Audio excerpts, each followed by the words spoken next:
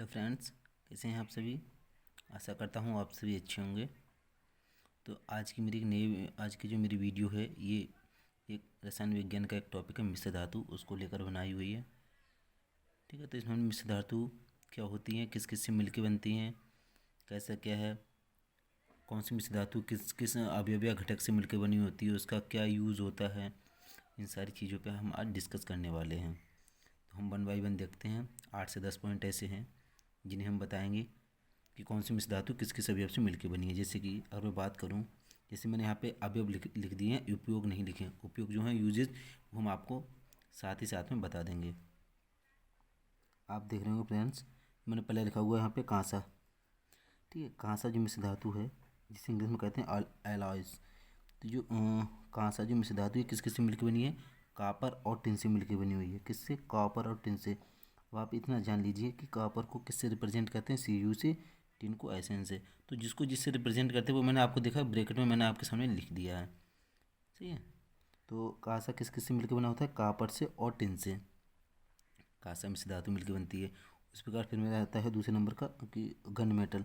तो gun metal जो है किस किस से मिलकर बना होता है, तो कॉपर से, टिन से और जिंक से।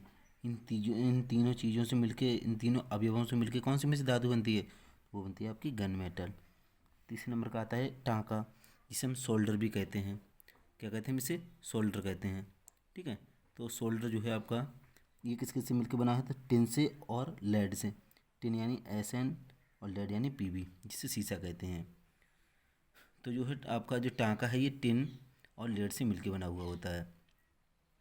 बात आती है हमारी पीतल। पीतल मिश्र धातु किससे मिलकर बनी होती है, तो ये कॉपर प्लस जिंक से मिलकर बनी होती है। ये मिश्र धातु किससे? कॉपर और जिंक से मिलकर बनी होती है ये मिश्र धातु पीतल। उसके बाद आती है मेरी जर्मन सिल्वर। जर्मन सिल्वर किससे मिलकर बनी होती है, कॉपर से, जिंक से और निकल से। किससे? एक बार फिर से, तो कॉपर, जिंक और निकल से मिलकर बनी होती है क्या, जर्मन सिल्वर मिश्र धातु। ठीक है, उसके बाद है मुद्रण। तो मुद्रण ये किससे मिलकर बनी होती है, इसे और क्या कहते हैं, इस मुद्रण को कहते हैं टाइप मेटल। ठीक है, तो ये किससे मिलकर बनी होती है, सीसा से, एंटीमनी से और टिन से। ये रहे 6 मिश्र धातु जिनके बारे में मैंने बताया कि कौन सी मिश्र धातु किससे मिलकर बनी होती है। इसके बाद और 3-4 है मिश्र धातु, उनको भी बताएंगे। उससे पहले ये जान लीजिए कि कांसा जो मिश्र धातु है इसका उपयोग क्या होता है।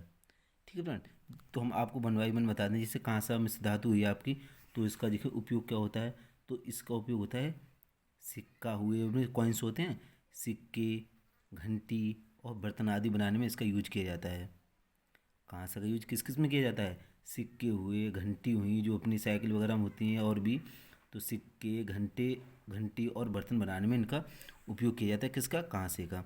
उसके बाद आती है मेरी गन मेटल मिश्र धातु। इसका उपयोग क्या होता है, तो इसका उपयोग होता है फ्रेंड्स, आपने देखा होगा तोप, सुना है ना तोप, आर्मी वाला भाई, तोप, गियर और वेयरिंग बनाने में। किस किस में? तोप, गियर और वेयरिंग बनाने में किसका उपयोग किया जाता है, गन मेटल का उपयोग किया जाता है। उसके बाद आता है मेरा टाँका, जिसे हम क्या कहते हैं, सोल्डर भी कहते हैं। तो टाँका का यूज किस किस में किया जाता है, इसका यूज किया जाता है आपका इलेक्ट्रॉनिक सर्किटों के जोड़ों में। जो इलेक्ट्रॉनिक ना फ्रेंड्स, जो इलेक्ट्रॉनिक जो सर्किट होते हैं उनके जोड़ों में टाँका लगाने में इसका उपयोग किया जाता है। उसके बाद आता है आपका पीतल। तो पीतल मिश्र धातु का उपयोग किस में किया जाता है, तो बर्तन बनाने में पीतल मिश्र धातु का उपयोग किया जाता है। पीतल मिश्र धातु का उपयोग किस में किया जाता है, बर्तन बनाने में। उसके बाद आता है आपका जर्मन सिल्वर। आपका जर्मन सिल्वर आता है। जर्मन सिल्वर का उपयोग किस में किया जाता है, तो इसका उपयोग भी बर्तन बनाने में ही किया जाता है। ठीक है ना, तो पीतल और जर्मन सिल्वर इन दोनों, पीतल और जर्मन सिल्वर इन दोनों का यूज किस में किया जाता है, बर्तन बनाने में। तो आप इजीली ऐसे याद कर सकते हैं, इन दोनों में कॉमन यूजेज इनका कॉमन है। उसके बाद आता है आपका फिर मुद्रण, मैंने ये आपको बता ही दिया। उसके बाद हमने नोट करके यहाँ पे क्या लिखा हुआ है कि टाँका का प्रयोग जो फ्यूज तार बनाने में किया जाता है। तो हमने नोट इसलिए लिख दिया कि आपको पता होना चाहिए टाँका होता क्या है, आखिरकार इसका यूज कहाँ किया जाता है, तो फ्यूज तार बनाने में इसका प्रयोग किया जाता है। अब हम बाकी जो 2-3-4 बच रहे हैं उनमें से धातु को भी जान लेते हैं, और उनका क्या यूज़ है वो भी हम डिस्कस करते हैं। ठीक है फ्रेंड्स, तो अगर आप देख रहे होंगे फ्रेंड्स, फ्रेंड्स अब हमने आपके सामने 7वां पॉइंट लिया हुआ है क्या, रोल्ड गोल्ड। तो रोल्ड गोल्ड ये मिश्र धातु किससे मिलकर बनी होती है, तो ये मिलकर बनी होती है आपकी, लिख दिया था हमने, कॉपर से और एल्यूमिनियम से। रोल्ड गोल्ड मिश्र धातु किससे मिलकर बनी होती है, कॉपर से और एल्यूमिनियम से। सही है। उसके बाद आता है आपका मुंज मेटल। उसके बाद आपका आता है मुंज मेटल। तो मुंज मेटल ये मिश्र धातु किससे मिलकर बनी होती है, कॉपर से और जिंक से। कॉपर से और जिंक से मुंज मेटल जो है मिश्र धातु मिलकर बनी होती है। उसके बाद आती है आपकी डच मेटल। तो ये डच मेटल जो मिश्र धातु है किससे मिलकर बनी होती है, कॉपर से और जिंक से। तो फ्रेंड दो चीज़ें तो आपकी क्लियर हो जाती हैं, मुंज मेटल और डच मेटल। मुंज मेटल और डच मेटल ये कॉपर और जिंक से ही मिलकर बनी होती हैं। सही है। उसके बाद 10वां और लास्ट मिश्र धातु की मैं बात कर रहा हूँ यहाँ पे, मैग्नीलियम। मैग्नीलियम मिश्र धातु किससे मिलकर बनी होती है, एल्यूमिनियम से और मैग्नीशियम से मिलकर बनी होती है। तो ये फ्रेंड्स होती हैं आपकी क्या, 10 मिश्र धातु। लेकिन हाँ, अब ये 4 मिश्र धातु ऐसी हैं जिनका हमने उपयोग की बात नहीं की है। तो मैं बात करूँगा 1 बाई 1 जो है यहाँ पे।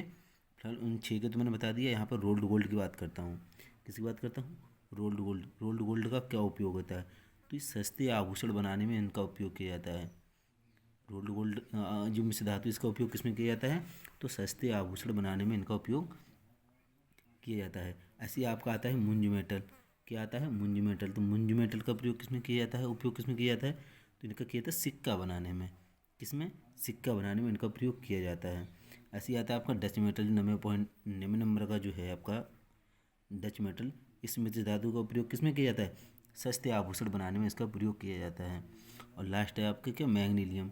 मिलके किससे बनता है, ये हम बता ही चुके हैं, एल्यूमिनियम और मैग्नीशियम से मिलके बनता है।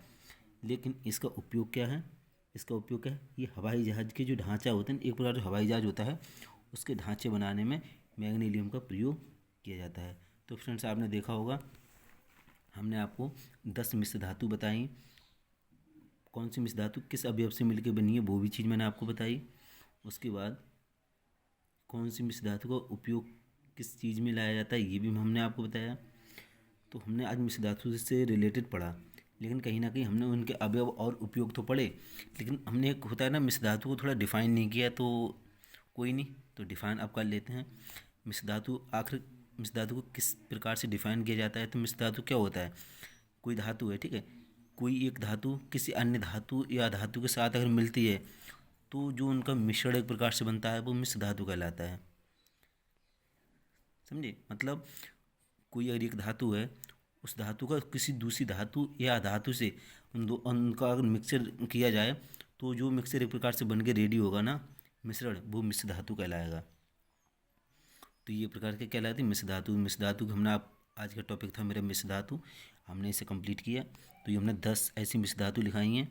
अगर मिश्र धातु से रिलेटेड अगर को आपके एग्जाम में कोई क्वेश्चन बना तो आपको इन्हीं 10 मिश्र धातु में से देखने को मिल जाएगा। ठीक है, इसलिए इन्हें अच्छे से याद कर लेना। आज की वीडियो कैसी लगी ये लोग कमेंट करके आप लोग ज़रूर बताना। अगर अभी तक इस वीडियो को लाइक नहीं किया तो लाइक करना, दोस्तों के साथ शेयर करना, और हाँ, अगर चैनल को अभी तक सब्सक्राइब नहीं किया है तो चैनल को सब्सक्राइब करना बिल्कुल भी ना भूलें। मिलते हैं नेक्स्ट वीडियो में, तब तक के लिए जय हिंद, जय भारत।